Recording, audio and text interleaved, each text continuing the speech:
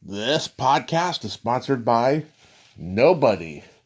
Hey dudes, welcome to Splat from the Past, the only 80s themed horror sci-fi show where things can get totally radical.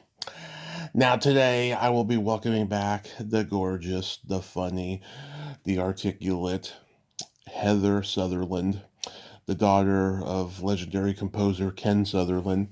And I'm having her back on today, and we are going to nerd out on the entertainment of our youth, talking about film, television, and music. Heather's a decade older than me, and so we'll have a great time talking and catching up. It's been 3 years since the last time we talked. It was early 22 when Savannah Smiles was 40 at the time. You know, her father composed the beautiful music for that movie. And we've been following each other on Instagram, and it's going to be a great follow-up interview. I am so excited for this. Also, this Sunday, February 2nd, the East Bay Comic Con is happening in Concord, California. Go see Michael Biehn, Tony Cox, and Splat guests Miss Misery and John Stanley. By the way, Miss Misery is coming back on soon. And go get your poster signed and nerd out. So yeah, here is my new interview with Heather Sutherland.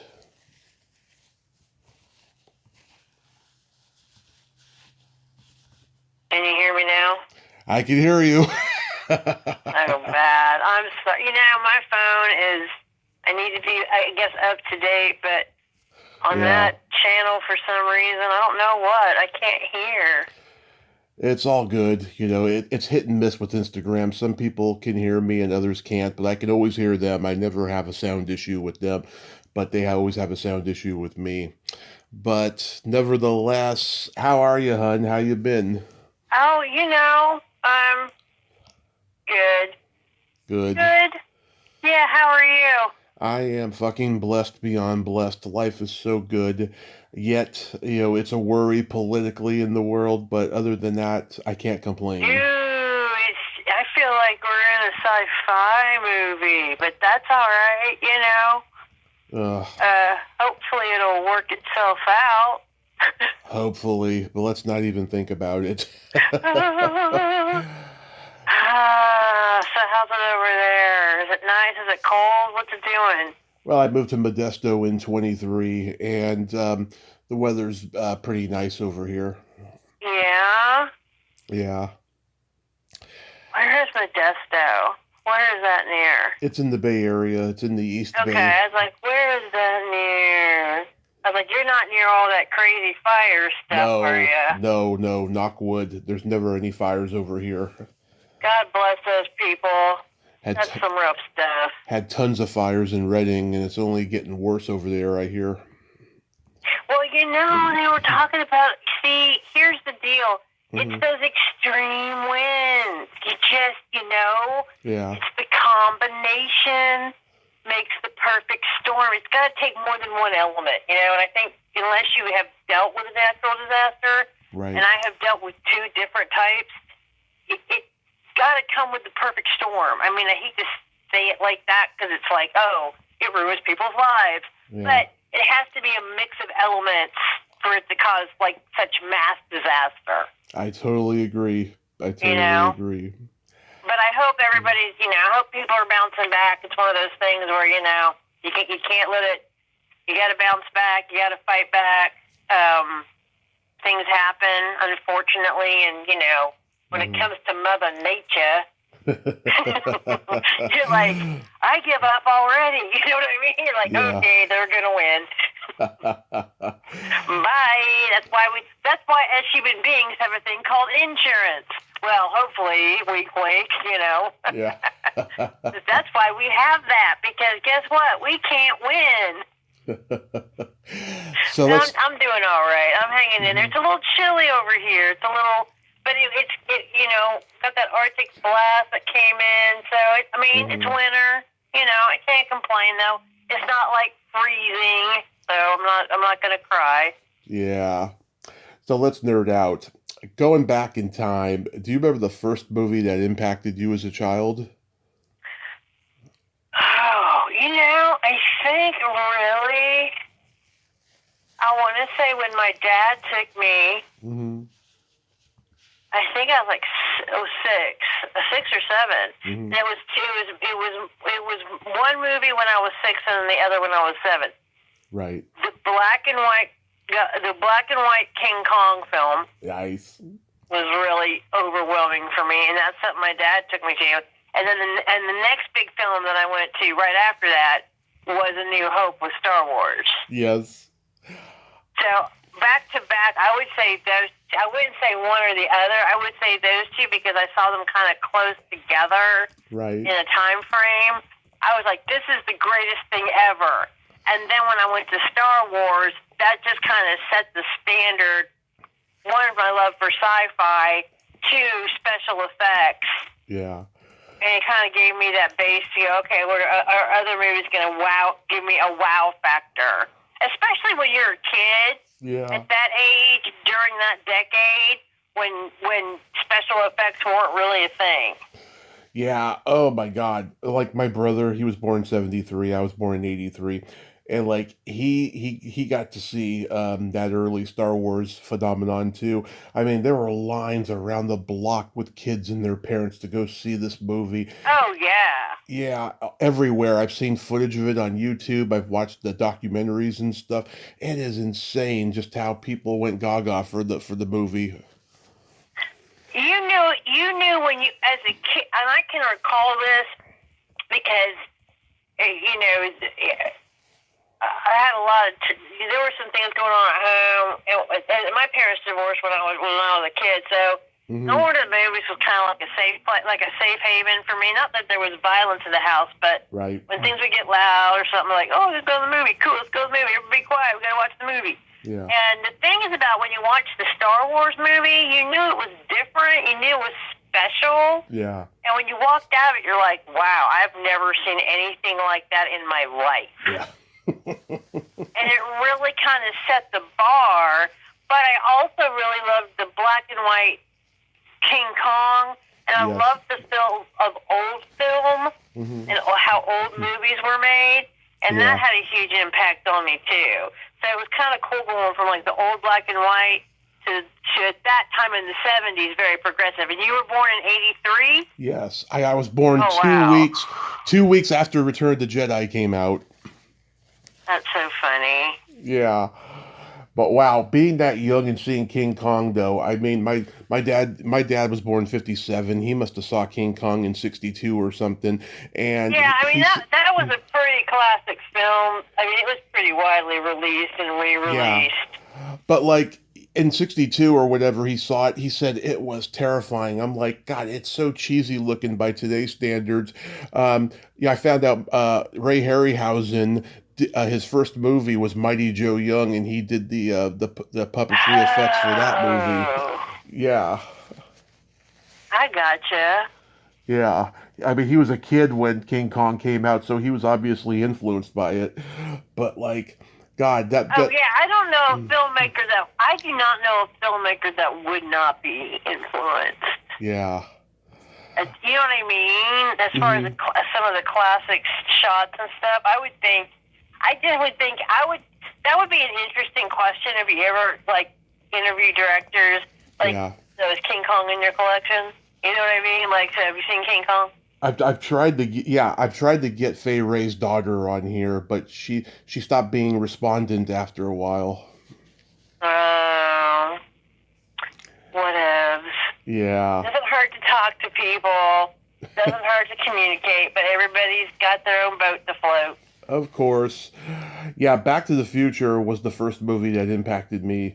My parents used to let me look at their yearbooks, and I always had that fantasy of going back in time and seeing them in high school and finding out why that was your big Yeah, finding out why they're so fucked up and why I'm so fucked up. Let's go back and No, that's a great movie. And that would be a great movie to see as a kid. Mm-hmm. That would be a great movie, because that came out... When did that come out? 85. Oh, wow. Did it really? Yeah. Oh, my gosh.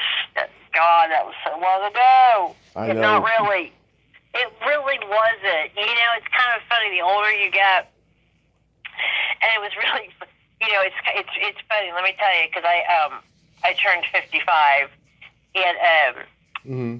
I had to tell somebody on the phone my birth year. Yeah. And the guy's like, I finally got you sound really young for your age. And I'm like, it's okay. It's all right. He goes, you sound like you're young. What's your secret? I said, well, I'm Gen X, and we don't really grow up. We just grow old. Yeah. So, we probably sound a little younger than we are, but we probably... Yeah.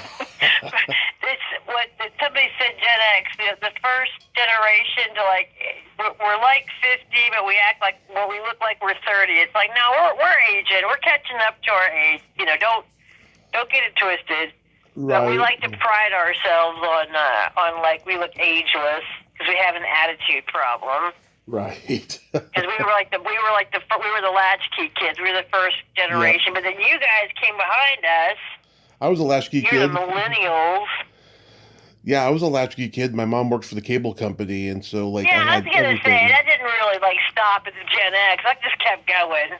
Yeah, exactly.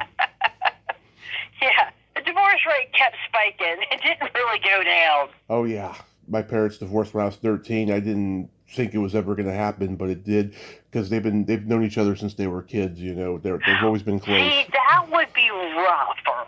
Mm-hmm. Did they stay friends after? Oh yeah, in fact, he came to visit back in October. Oh, that's so cool. I'm glad they could stay friends. Yeah. Because see, that to me, okay, not that we're not going to go about and we're not definitely that's a whole other show or a whole other talk reference about my love life. Everything you don't do by Heather. Anyway, but I always thought the ultimate love story would be you meet somebody when you're a kid or a teenager, and that's it, that's the love of your life, and then that's guaranteed. I mean, nothing's guaranteed, of course. Right. But I would think that's just more bittersweet, just because you really love them. Exactly. You know what I mean? Mm-hmm. You were with them through all those stages, and you still liked them, and you still wanted to be around them. So it always blows my mind. But that's cool that they can still be friends. Yep. What genre of movies did you gravitate toward growing up? Oh, after Star Wars, that was it. I mean, seriously, I tried really hard to the romantic comedies and stuff, but I blame my dad 100% on my movie influences. It's all his fault. Mm-hmm. It was either, and he loves musicals too, but I couldn't get into musicals like he did, of course, but I didn't mind them, I liked them, but it was either anything sci-fi, Star Wars, or anything funny, goofy, because, Blazing Saddles, Young Frankenstein. Mel Brooks, yeah. Mel Brooks movies. All the Mel Brooks had come out by then. As a kid, that was the thing that it's I can sit there and go, man, getting older kind of sucks. I'm like, man, I had such great, all the, Little Shop of Horrors. I can list all the movies. Because that were so influential, because mainly my dad really pushed them on me. Not pushed them, but he had a love of film. And then I just loved the Star Wars film, and then you got into even in the 80s, the Star Trek films.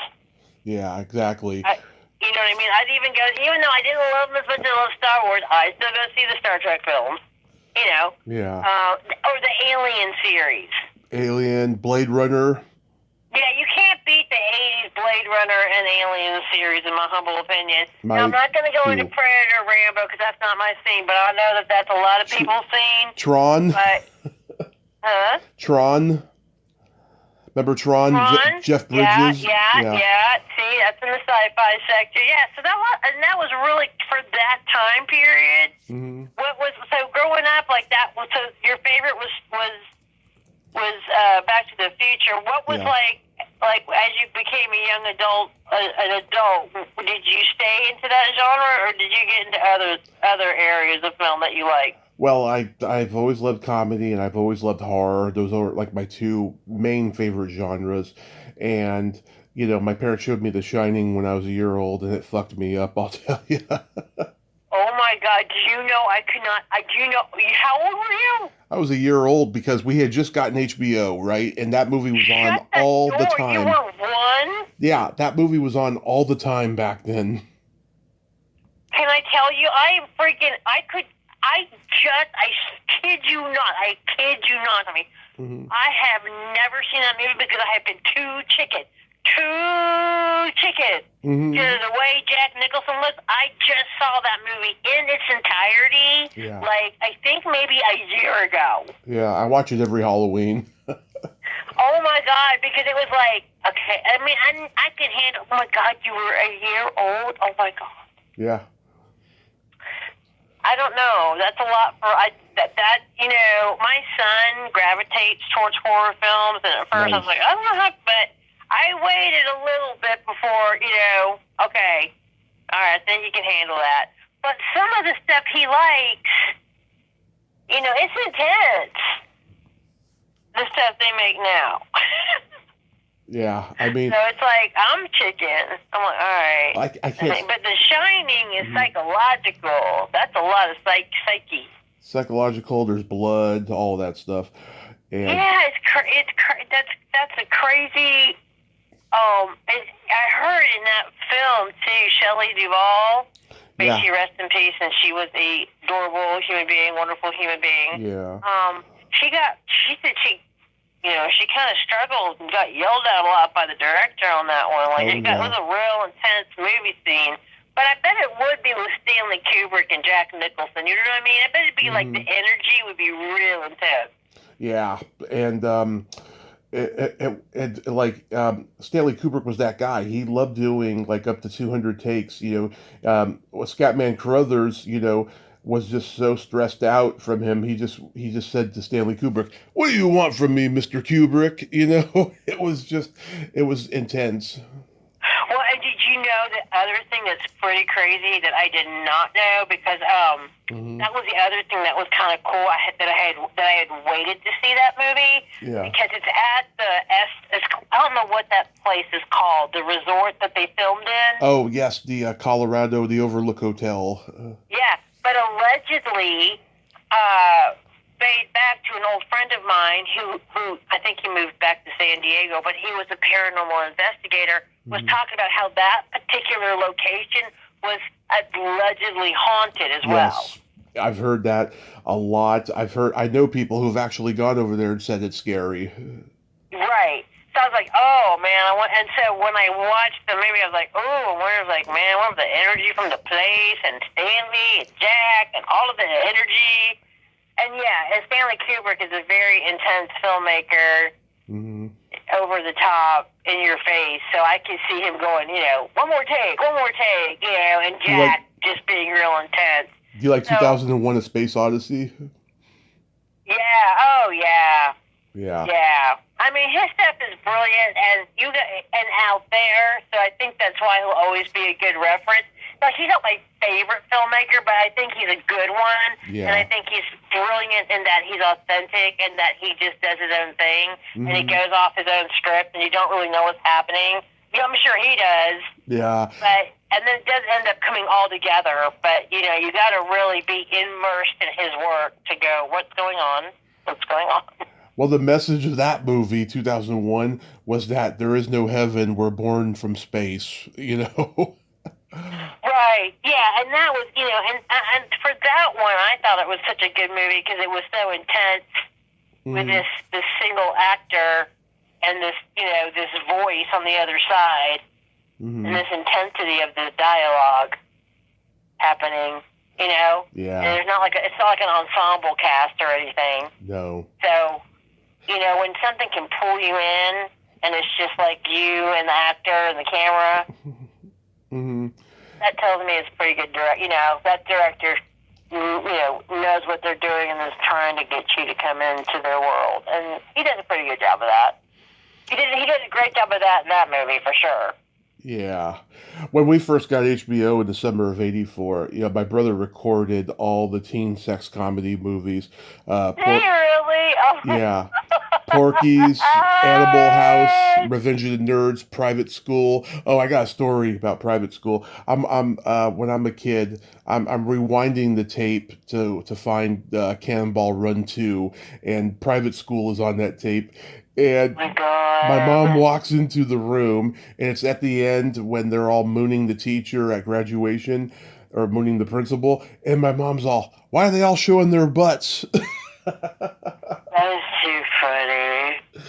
He taped every one of them. That's so funny. Yeah, well, not all of them. There's some I had to discover on my own. Like I had to discover Fast Times at Ridgemont High on my own, Last American Virgin, Night Shift.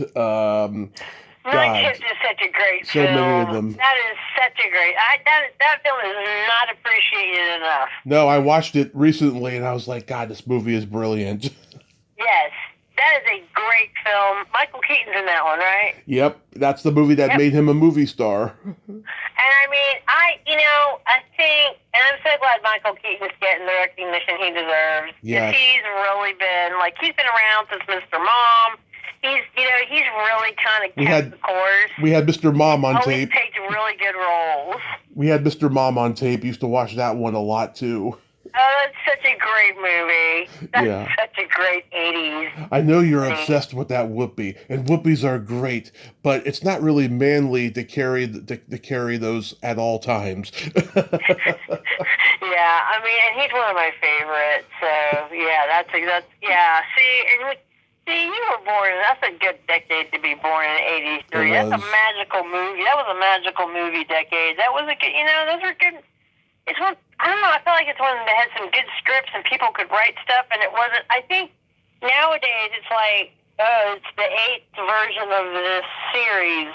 And I know they keep making money off of the films and stuff, but it's like, yeah. But then again, you got your new. We got some more spin-offs of Star Wars, and I can't complain. There was this excitement you had. Yeah. When you had to wait for them to come out. Yeah, my brother loved medieval sword and sorcery epics.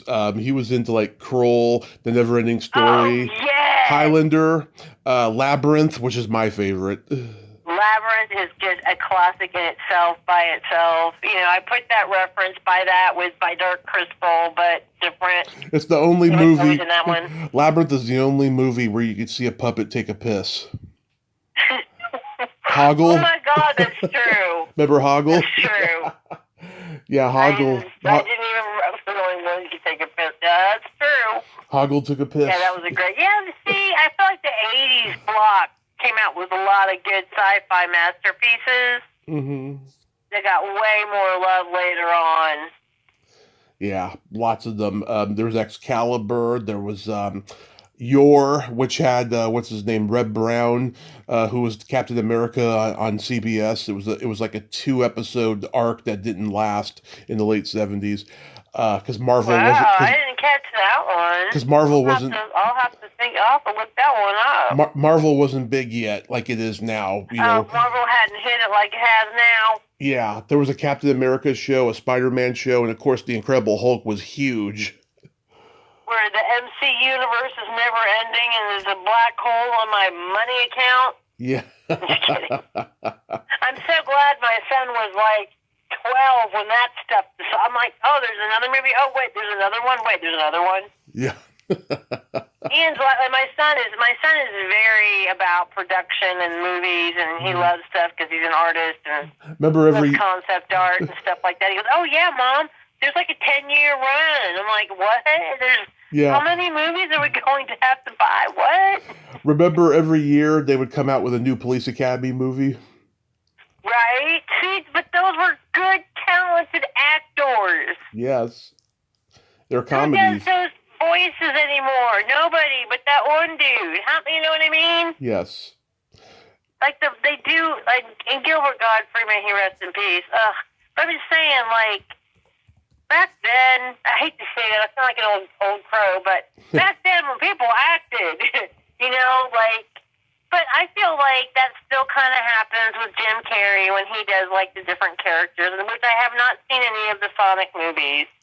which is my bad. I haven't. But I've heard that he's hysterical in them, and he plays like a couple of like I like to watch comedies where I see a talented actor. He plays different characters, and he can, right, expand himself. But that happened a lot in the '80s. A lot of actors would play different characters.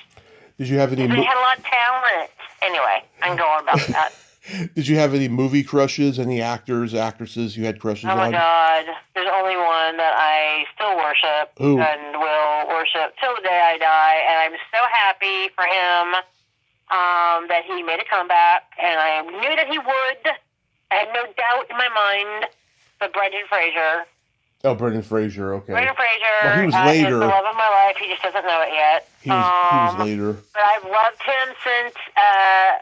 Encino Man. What was the Caveman movie he did? Encino Man. Oh my Lord! He came on the screen. I'm like, that's my boyfriend. Yeah. And but he did. Then he did the movie with Ian McKellen of Gods and Monsters. Right. So he did all these really depth movies up and down. I was like, oh.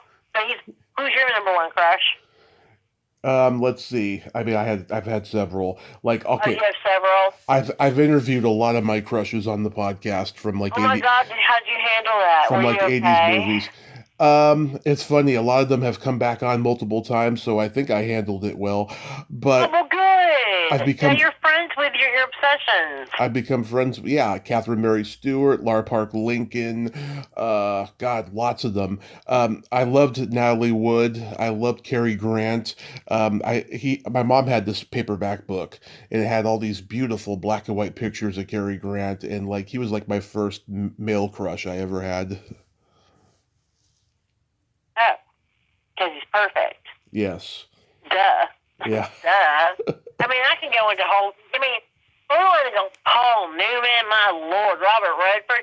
It was so funny when I was little. My mom would swoon every time Robert Redford, and I couldn't. It's like, why are you swooning? Like, what are you making that sock for? Like, you know what I mean? Yeah. And as I got older, I was like, oh, he's good looking. You know what I mean? Yeah. Like, I was like, oh. He's cute. Oh, and of course, to this day, I don't care how old he is. Harrison Ford, I would die if that man walked past me. I would die. Yeah. I mean, if I saw Han Solo, I'd be like, I would scream Han Solo. I would be a freaking idiot. Yeah, you want his Han Solo. But I did go to a Comic-Con. Oh my gosh. Okay. I'm also a big Lord of the Rings fan. Yeah. And I love me some Hobbits. I don't know what it is about their chemistry. I don't know what it is. I just love them. I love the Ralph Bakshi cartoon movie. Yeah, I love them. But I saw Pippin, and I screamed at him. He's like, I'll give you a hug if you just calm down. I was like, Pippin! I'm like, I'm sorry, I just love hobbits. He's like, obviously. Because they're just so cute. I just want to squeeze their cheeks. So other than my obsession with hobbits, it would be Brendan Fraser. Oh, yeah. Who's your favorite superhero? My favorite superhero? I have a few. I love Spider-Man, I love Batman, and Superman. Those are my three favorites. Those are your three favorites? Yeah. Those were always my favorites. Those are the ones I used to dress up as and imitate. Oh, I used to drive my parents crazy. I would try to fly like Superman. I would try to dance on the ceiling like Lionel Richie when I was 3, 4 years old. Well, that's what you're feeling. You want to dance on the ceiling. Yeah. Hello. Exactly.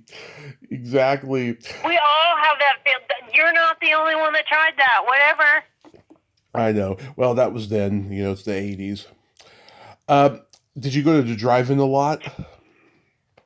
You know what? Mm-hmm. I have never been to a drive-in movie. I feel bad for you. I need to go. No, do you know what I need to do? What? I need to go to the one here in Oklahoma because it's the Admiral Twin, and that's where they film The Outsiders in the movie over there, and they have a museum, but I've always wanted to take my son and do a drive-in movie. Yeah, I need to do that. It's magical going to the drive-in. My parents started taking me when I was 2. They took me to see Weird Science and Rambo 2, and you always remember. They took you to see what? Weird Science and Rambo 2. And how old were you? I was 2 years old. Okay. Well, to make the point that I was trying to make, you always remember your destiny, and you don't know at the time it's your destiny. And like the fact that I remember my parents taking me to the drive-in to see those at 2 years old, I was gonna it say, set up my Tommy, future. the accuracy of your memory at that age is baffling me right now. Yeah, you always remember your destiny. Jerry Lewis, the only thing he remembered from when he was a kid was performing for the first time when he was 5, and he's saying, "Brother, can you spare a dime?" You know, you always remember your destiny in hindsight. Wow. I just cannot believe at the actual age of 2, Mm-hmm. which that would be a very specific, thing to do at that age. Yeah. And that you knew that's what you saw. Exactly. And to remember that and to be this age and still recall that. Yep. That's crazy. It is.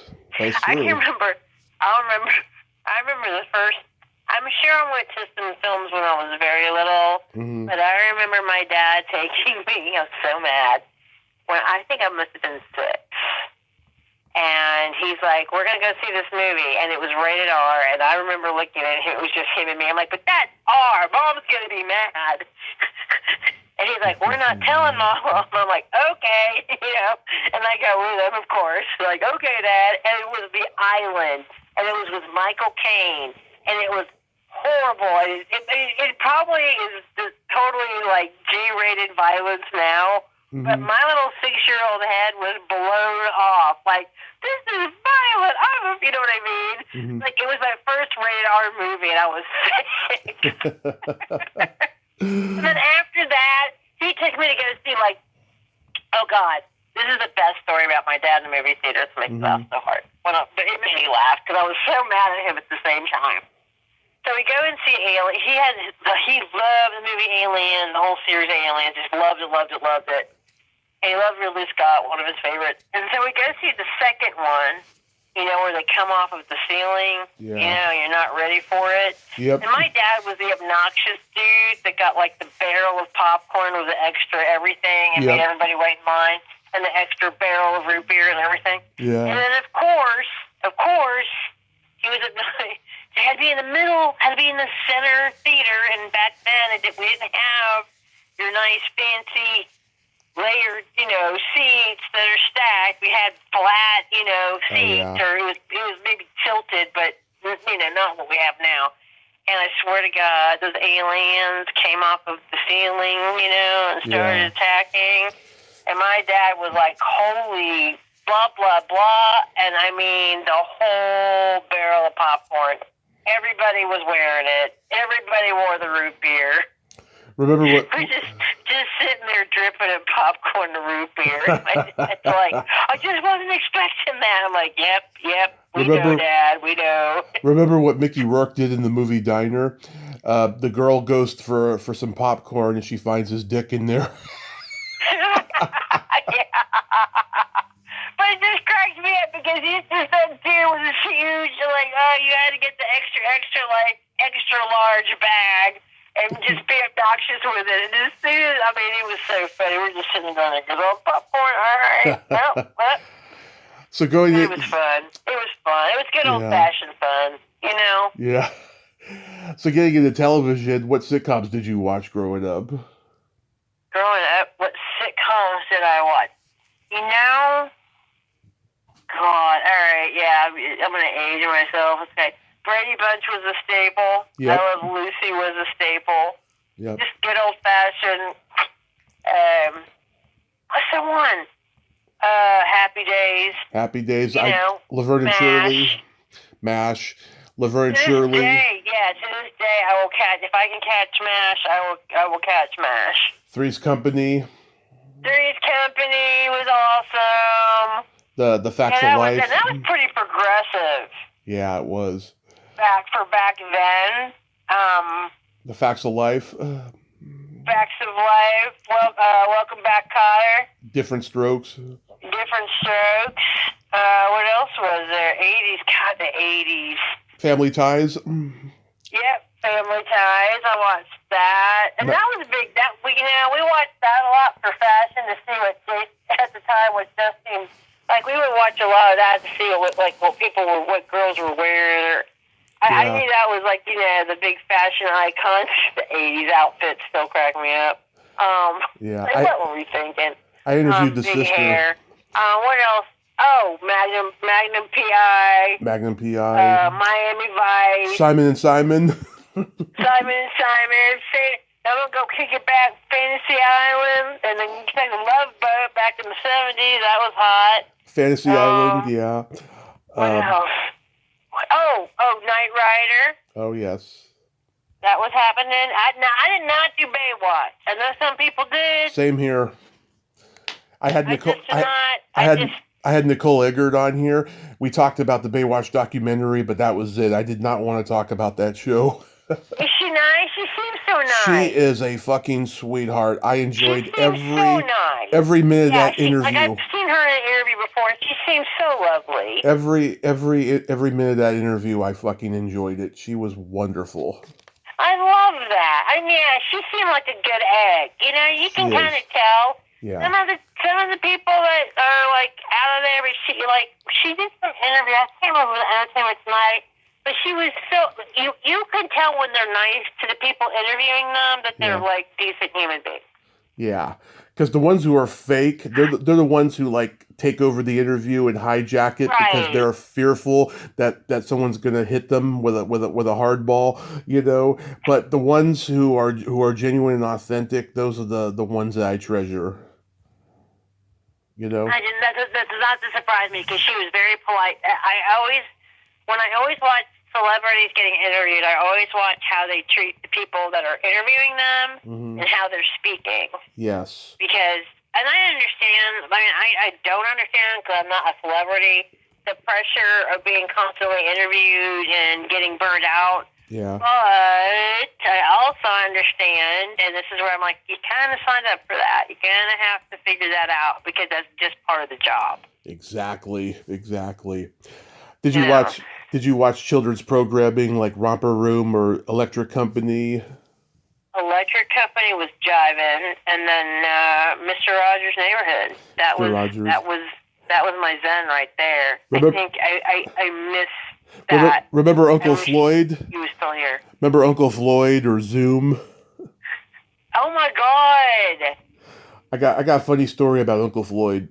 So, oh my God! I haven't seen. Oh my God! That's been a minute.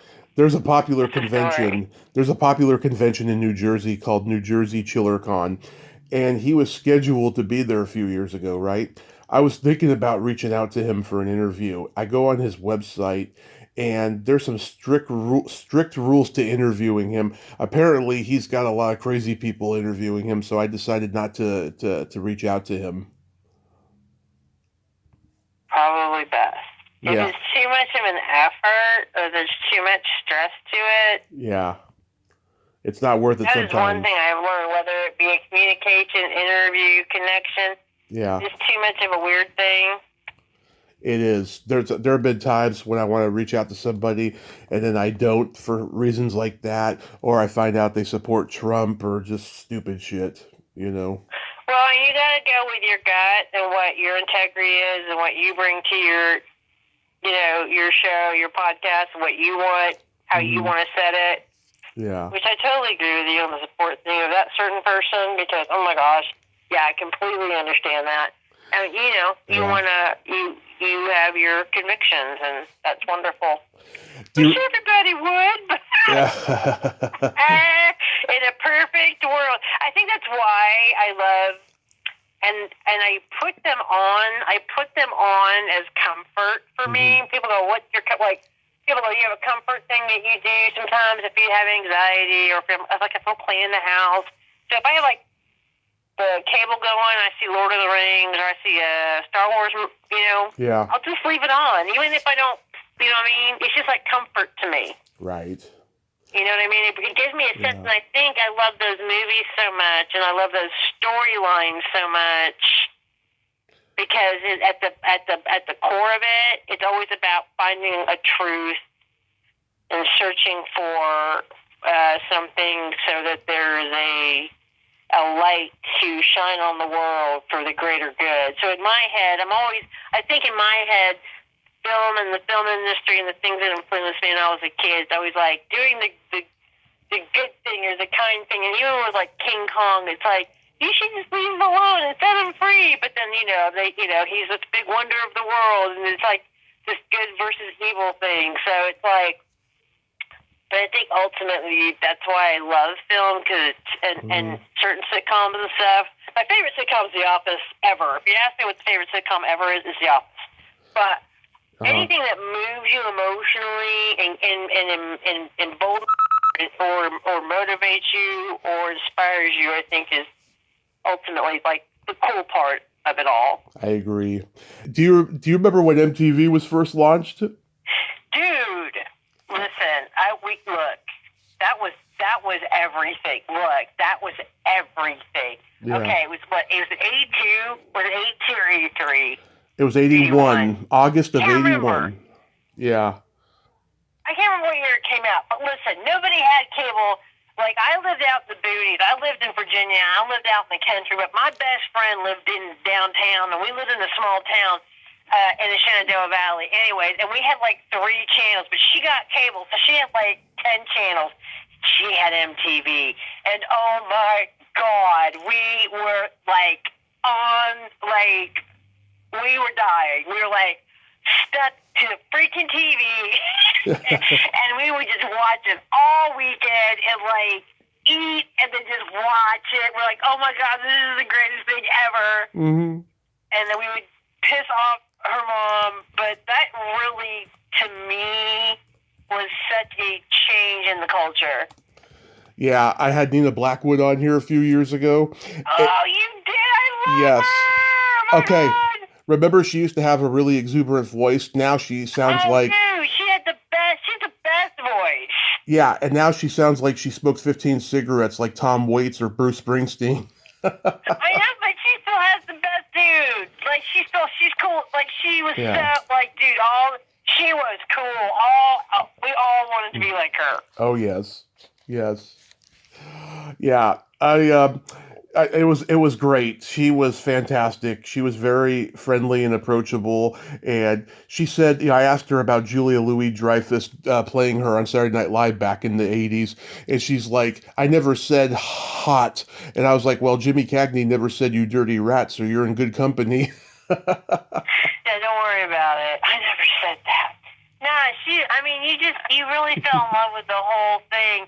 And it's weird, kind of weird how MTV is now. It's like, it's nothing like it used to be. Yeah. But, I know they have different variations and different channels of MTV. But when it first came out and the studio, it was just so raw and new. Yeah, it was. Yeah, I think I felt like music was just really getting its, I don't know. It was way more authentic to me. Mark Goodwin, the VJ on there, he interviewed David Bowie, and Bowie was going on a fucking tirade about how MTV doesn't support black artists because there wasn't a whole lot of black artists on MTV. And like to this day, Mark Goodwin, he wrote about it in his book, but he refuses to talk about that. Well, it's Bowie, you gotta fight. Yeah. I don't know, but I have such a high regard for Bowie that, Me too. He could kick me in the face and I would still love him. So it's one of those. But, he's also somebody that did fight for equal rights a long time ago, and he did cross barriers, and he was on, I think he was one of the few guys at Soul Train asked, he performed on Soul Train. And back in the 70s, yeah. For him to come on to Soul Train was pretty groundbreaking. So exactly. David Bowie was always crossing barriers.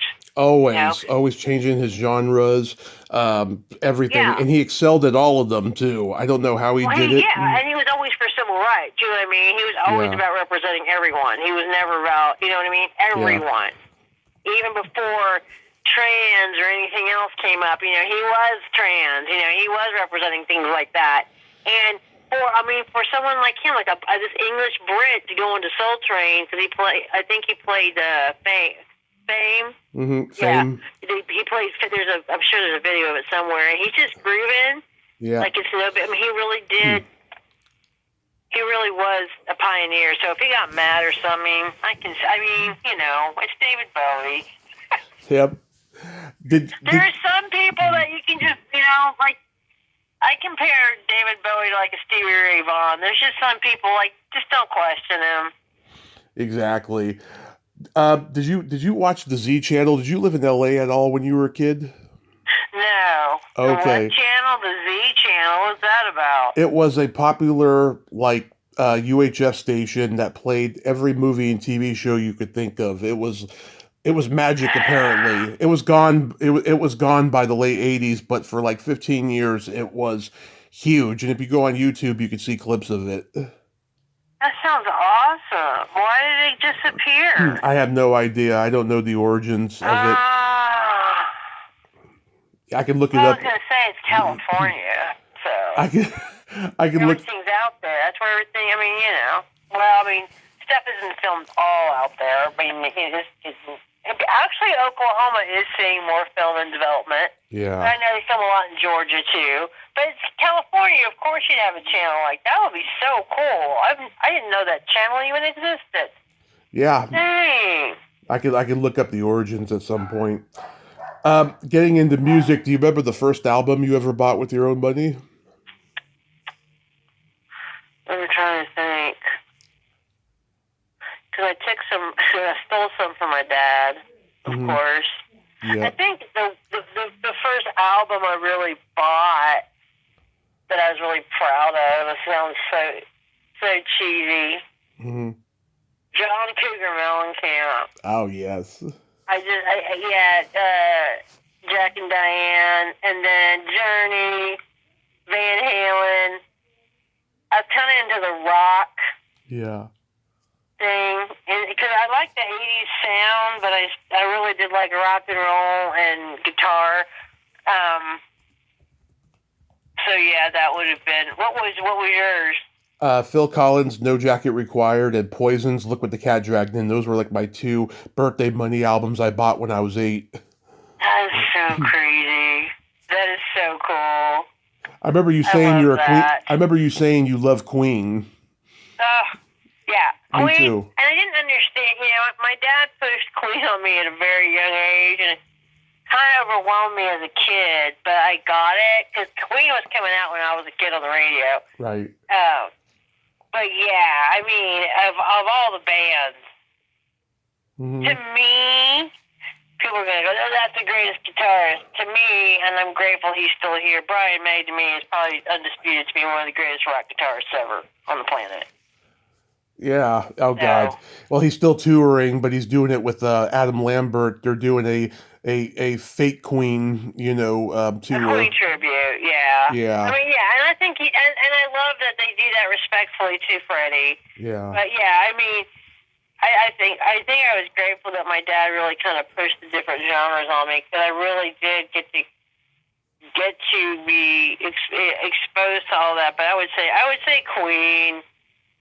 Growing up, and pretty much one of the most influential bands would be Queen, yeah. To me, one of the top, and Fleetwood Mac. Queen and Fleetwood Mac. I know that sounds so cheesy, but they're both so great.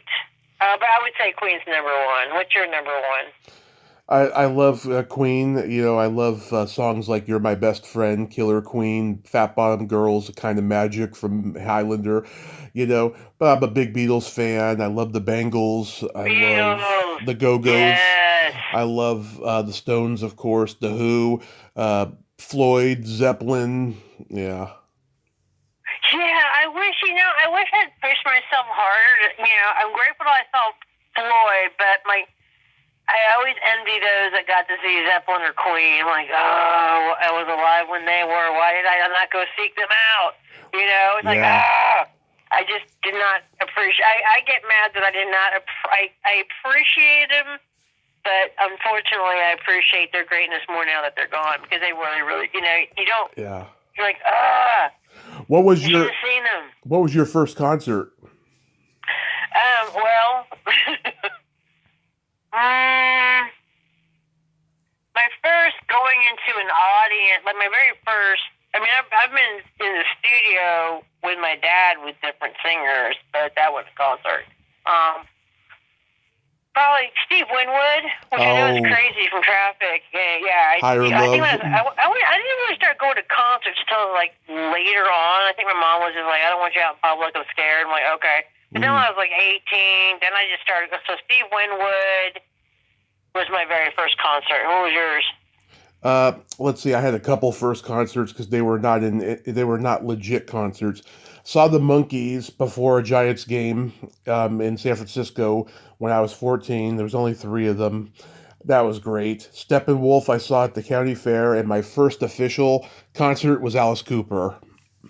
Oh, yeah. See, Alice Cooper would have been cool. He is. He's a fucking showman, I will tell you. Yeah, I've heard he puts on a heck of a show. I've heard he puts on a really, really, really, really good show. Yeah, Steve Winwood was one of my first. Now, I would say probably the best shows I've ever. And he was really good. The reunion tour when Fleetwood Mac did their reunion tour in '97 I was grateful to got to see the whole band, and they were just as amazing live as ever. Yeah. That long in the game, and then I'm grateful I got to see Pink Floyd in '94 when they did the Division Bell tour. Yep. And the Texas Live Stadium album. When it was still built in Irving. They tore it down now. They did the Pulse live album for that tour. Yeah. I saw a Pink Floyd tribute band, and I saw Roger Waters do the whole Wall album. Oh, cool. Yeah. Very cool. Oh, my God. It was fantastic. A lot of people were talking. That was a pretty... I was 24 at that when I went to that show. I had to say, Pink Floyd does... I mean, their concerts are... There's nothing compared to that. No, they're magical. I've seen some great, like Lolla. I tell you, one show that was great. That was even a smaller venue. Lollapalooza '94, which was Beastie Boys, L7, Tribe Called Quest, Smashing Pumpkins. I can't even remember. George Clinton and the P-Funk All-Stars. I've seen REO Speedwagon. That was a great show, too. I've seen REO Speedwagon a few times. I hear they kick it pretty well. Yep. Van Halen, Foghat, Scorpions, Tesla, Def Leppard, Styx. I've seen a lot of great bands. Scorpions are pretty phenomenal, too. I've seen Metallica, but I haven't seen all those guys. I've seen Metallica. I saw Metallica. And again, I saw Metallica. This is back in the day. I saw Metallica in 90 freaking... when the Enter Sandman tour, 91, 92, yes. And it was in this little venue that sat like 6,000 people. I swear to God, I couldn't hear for a week.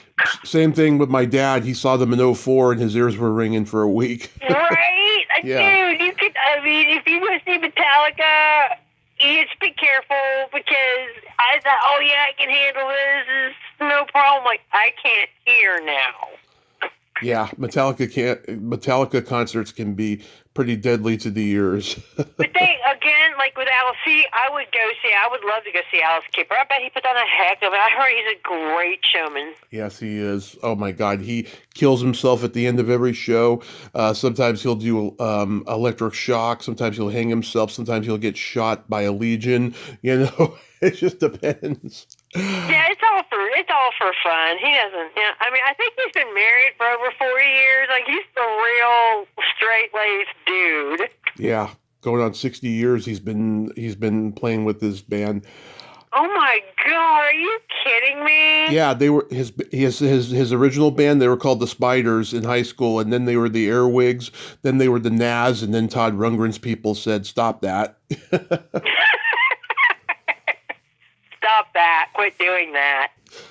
Yeah. That's crazy. That is so funny. He's been doing it that long. Oh, he's good. He deserves it. Do you remember your first makeout song? Oh, my God. Faithfully. Journey. Mine was... Cheesy. Yours?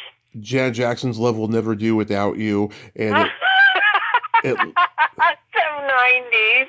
It led to my first finger bang. Oh, my God. Yep. I cherish it. Janet Jackson. Yeah. I did not expect you to say Janet Jackson song. I was 12. I expected like Scorpions or something. No, it wasn't I Still don't Loving mean You. to laugh. This is the last thing I expected coming from you. I expected like Van Halen or something. I love my rock, but I love my pop too. You love your Tom Janet Jackson. Love will never do it. Like what? Yeah. Okay. Love Will Never Do Without You. Yep. And then let's see your first what? Okay. My first finger bang. Oh my God. It's always an adventure with you, sir. Yep. What'd y'all talk about? Well, I remember. let me tell you. Mhm. I remember. When you listen to Janet Jackson, this can happen. I remember when last time we talked, you told me about your dad writing that music for that porn movie. But Oh my God. I'm curious, like, what was your first porn viewing experience like? You know, I didn't really watch porn. I'm a real. Mm-hmm. You're a good girl. A real square peg. You're a good girl. I don't have it. I'm like, why? Yeah. Why do that? No. Put your clothes back on. I've literally never watched porn. I've seen glimpses of it. I'm like, nah. That's somebody's daughter. That's somebody's son. Well, we're all somebody's daughter or son. I just, the Lord is watching. How old were you? 5? I don't even want to know. I was 12. You boys get into that stuff. I'm telling you what. I was 10. I thought I had time with my son, right? I thought, okay, in my head, I'm thinking when he's 12 and 13, we're going to have the talk. Oh, no. No, Tommy. I had to check his history one time on the web. I didn't have the parental controls on like I thought I did. Yeah. And he was checking out some anime sex site, and he was 10. Oh, he God. was 10, and so we had to have a talk. Yeah, no, okay, my mom works at a cable company. We had this channel called the Spice Channel, right? And oh my God, your mom works at a cable company. That's all you had to say. I'm just flipping through the channels one night, and I turn it on. I see this guy fingering this girl, and 2 years later, that heavy petting experience I just referenced, it came in handy. I don't know the name of that movie, but I thank it for helping me. OMG, your mom works for oh my God, that is too funny. Yes, that is too you could funny. Blame her for all these podcasts because that's why I love God, film. What an easy in for you. Yeah. Oh my God, his mom actually works at his does. That's actual his mom does. Oh my God. I bet you had all kinds of viewing pleasure. Oh yes, ooh, a lot. Lucky you. A lot. Here's a fun question. Do you remember when you first discovered your belly button? Do I remember? No. Do you? Well, I must have been an infant, but I do remember like at 6, me and the other boys, we would just contemplate ours, and I had a girlfriend who had an Audi and it was really cute and stuff. So, yeah, I must have been around there is when I really started to pay attention. Wow, you have an incredible... No, man, I just like... No, I don't remember. I don't pay attention like that. Your memory's incredible. Yeah. Are you an innie or an outie? I'm an innie. Does it have... Yeah, innie's in the family. Innie's, my son's an innie, mom's an innie. Does it have freckles? No, I don't have freckles. I just have freckles on my face. Yeah, that's what I mean. And my shoulders. I don't have freckles. Yeah, it's weird. That's the only place I have freckles. Really, I don't have freckles all over because I don't go out in the sun. I'm a vampire. Yeah. I stay away from the sun. I hide. That's why I don't look 90 yet. So how is life? Sunscreen. So how is life overall these days, Heather? Since the last time we talked. Life is one day at a time, but life is good. I'm breathing. I'm standing upright. I can't complain. I'd like the political weather to calm down a little bit, and did you start greater good for humanity to prevail. But other than that, did you start that business with that friend you were telling me about last time? Not yet. We had to put some things on pause. My mom went through some things, and I had to rearrange and make her a priority for a while. But hopefully I can go back to that and help my son too, because my son wants to do some things artistically. Mm-hmm. So, but I had to put my mom, because she's aging, so sometimes you have to stop and, okay, Yeah. I need to be I need to be the grown up here, and I had to be the grown up for a little while. Which I'm still the grown up, but she's doing much better, so I can back off and do my thing now. Oh, that's good. That's good. How are you doing overall? Good? Yeah, me and my mom own our own house now here in Modesto, and life is just fantastic. I'm interviewing the most awesome people, and Is that all you do full time? Well, yeah, I mean, this is all I have because I'm disabled from an accident. So. That's right. I love that. No, I think that's so awesome. I mean, that's like the best thing ever. I think that's so cool. Yes. So life is just fantastic. Can't complain. And you own your own house. I love that. That's like such a weight off your shoulders. Yeah. Well, we sued somebody for 4 years and finally won, and voila. Oh my gosh. Thank God, yes, because rent is ridiculous. So yes, it's so nice to have a house. Yeah. You can control things and do things. I'm so glad you won. That's good. That must have been stressful. It was. Oh my God. So I got a couple jokes for you. Okay. Okay. What do you call a boy that doesn't masturbate? What? A liar. True. And what kind of meat does a priest eat on Friday? I don't want to know this. What? None. I remember those. You were so bad. Those are so good. I love it. No, I think that's so cool that you do that and that you guys have settled and got. Do you like this place much better? Oh yeah. So. I mean, back in Reading, oh my God, lots of bigotry over there. Really? What is the point? I don't know. I don't get it. I don't either. It's like 2025 people is not 1925. It is 2025. And I would like for all of us to progressively move forward. Thank you. There's a lot of dicks out there. A lot of dicks. It's weird. It is weird. I feel like I'm in a sci-fi movie sometimes. Like, just love everybody. You don't have to like everything. You don't have to agree with everything. But don't be hateful. Just move along. Do your thing. You do you. Like, to stop and be hateful, you know what I mean? To just stop and put the energy like that is just beyond me. Yes, I don't know what it is, but over here is better, and I just feel so lucky. Good. Well, and you need that clean energy, so you can focus on your work. Because, yeah. it does take work and intensity and focus to do what you do. So it's nice you're in a better setting and you're, not as stressed out. Absolutely. Heather, thank you so much for coming back on and nerding out with me today. Absolutely. Anytime for you, Tommy. Anytime. Yes. Keep on shining like a star with that gorgeous face of yours. And oh, you're a sweetheart. Well, you make it easy to talk to, so I appreciate your time as well. And I will keep in touch. Yes. Love you. Be safe out there. Love you. Okay, you stay safe over there. Okay. All right. Bye. Well, there you have it. Heather Sutherland, ain't she a sweetheart? Oh my God, I freaking love her. And God, she's a bundle of energy. I'm so glad that we could nerd out today like that.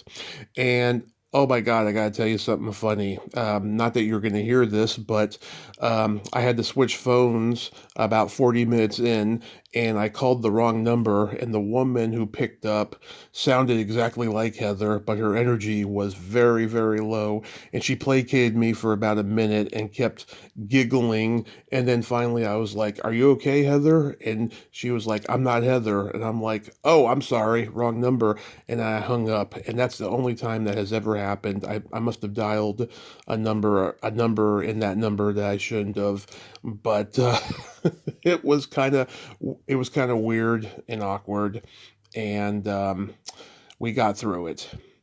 Well, until next time, this is Tommy Throwback Kovac saying there's no shame in living in the past because the present sucks. Later, dudes.